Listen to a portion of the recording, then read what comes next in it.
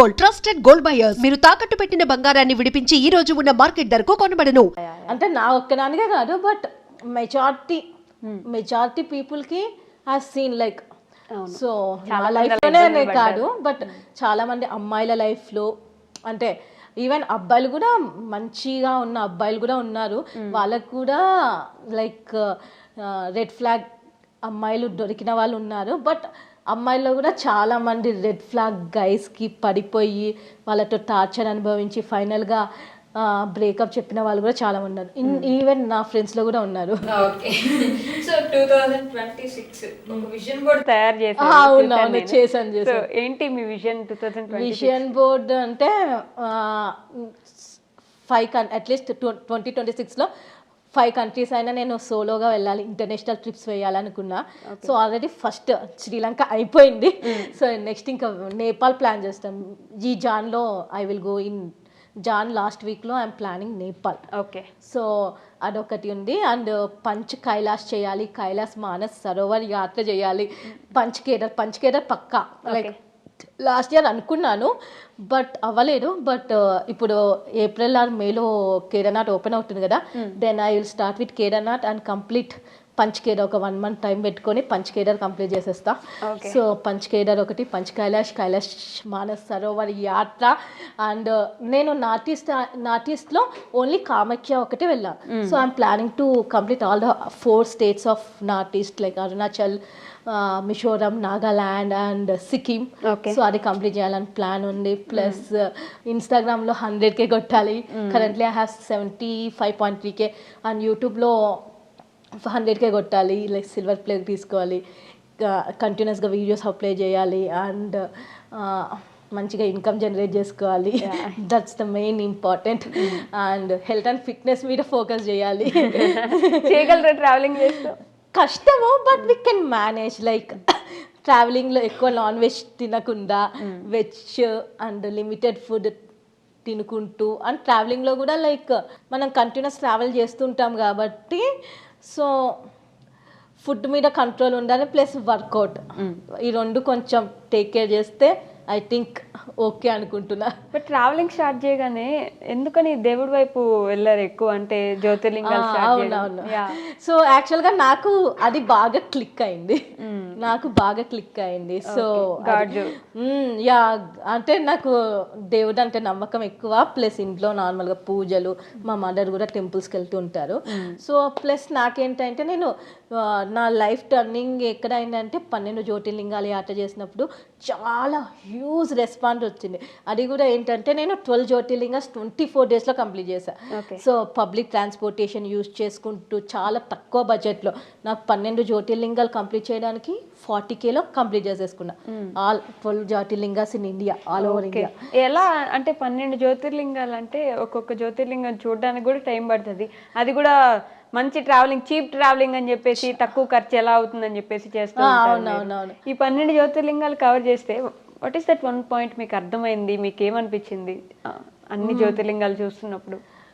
మనం లైఫ్లో ఏది అనుకున్నా 100% మనసుతో చేస్తే పక్కా అది నిజమవుతుంది. నేను 12 జ్యోతిర్లింగాలు ట్రిప్కి ఏదైతే ప్లాన్ అనుకున్నానో ఎగ్జాక్ట్గా అలానే జరిగింది.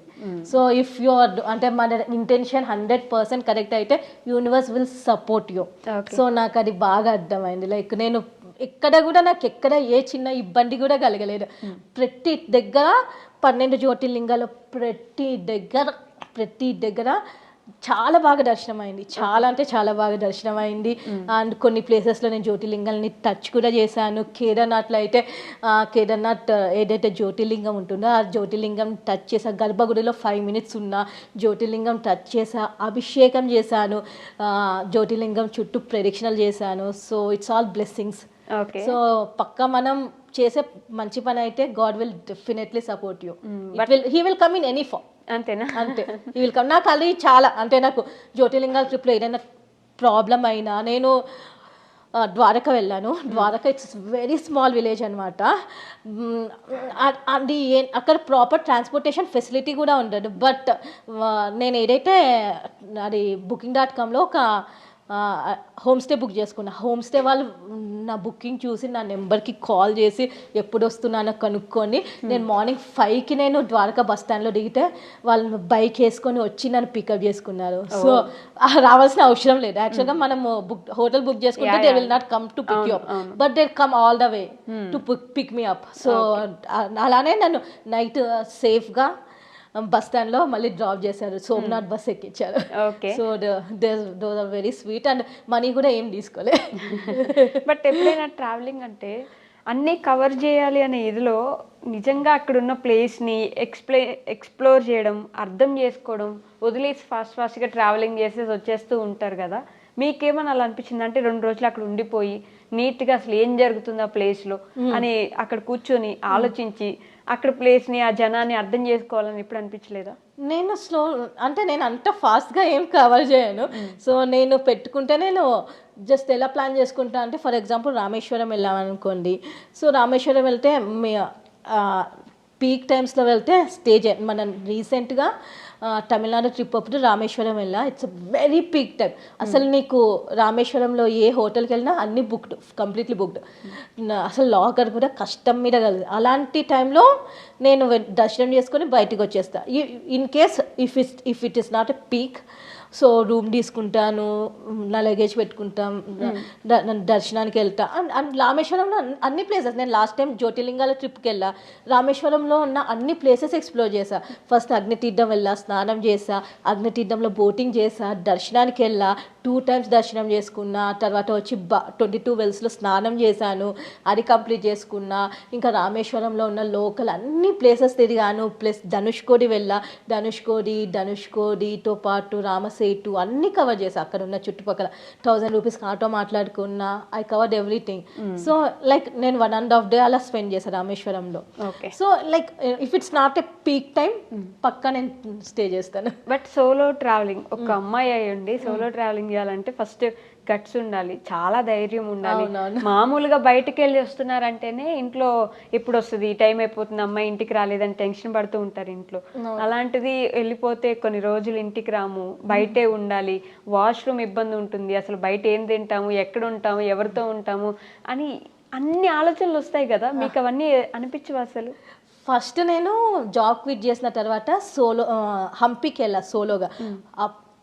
అప్పటి వరకు నేను ఏ ట్రిప్కి వెళ్ళినా నాతో పాటు మా మమ్మీ, ఫ్రెండ్స్ ఆర్ మా డాడీ ఆర్ ఫ్యామిలీతో వెళ్ళేదాన్ని. సో నా ఫస్ట్ ట్రైన్ ఎక్కడం సోలోగా, హంపీ ట్రైన్. సో అప్పుడు చాలా భయం అనిపించింది. బట్ సక్సెస్ఫుల్గా హంపీ ట్రిప్ అయితే కవర్ చేశాను సోలోగా. సో అప్పుడు నాకు చాలా కాన్ఫిడెన్స్ వచ్చింది. ఓకే, సోలో ట్రిప్ కూడా మంచిగా ఉంటుంది, భయం ఏమి ఉండదు. సో మనం కరెక్ట్గా ప్లాన్ చేసుకొని వెళ్తే, అంటే నేను ట్రిప్కి స్టార్టింగే నేను ఎవ్రీథింగ్ ట్రైన్ టికెట్స్ బుక్ చేసుకుంటాను, ఎక్కడ స్టే చేయాలని చూసుకుంటాను.